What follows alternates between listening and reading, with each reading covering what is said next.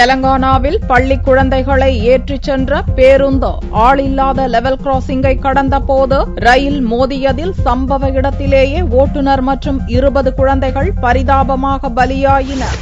தெலுங்கானா மாநிலம் மேட்டக் மாவட்டம் மசாய்பேட் என்ற கிராமத்தில் வியாழனன்று காலை 50 குழந்தைகளை ஏற்றிக்கொண்டு கக்காடியா டெக்னோ என்ற தனியார் பள்ளி பேருந்து சென்று கொண்டிருந்தது. மசாய்பேட் கிராமம் அருகே ஆளில்லாத லெவல் கிராசிங்கை பள்ளி பேருந்து கடந்தபோது அவ்வழியாக வந்த நந்தீட் செகந்திராபாத் பயணிகள் ரயில் பயங்கரமாக மோதியது. இந்த கோர விபத்தில் பேருந்து ஓட்டுநர், பள்ளி மாணவர்கள் 20க்கும் மேற்பட்டோர் சம்பவ இடத்திலேயே பலியாகினர். அருகில் இருந்தவர்கள் பேருந்து இடிபாடுகளில் சிக்கி உயிருக்கு போராடிக் கொண்டிருந்த மற்ற மாணவர்கள் மீட்டனர். மீட்கப்பட்ட மாணவர்கள் ஹைதராபாத்தில் உள்ள மருத்துவமனைக்கு கொண்டு செல்லப்பட்டனர். அவர்களில் பலரது நிலை கவலைக்கிடமாக உள்ளதால் பலி எண்ணிக்கை மேலும் அதிகரிக்கும் என்று அஞ்சப்படுகிறது.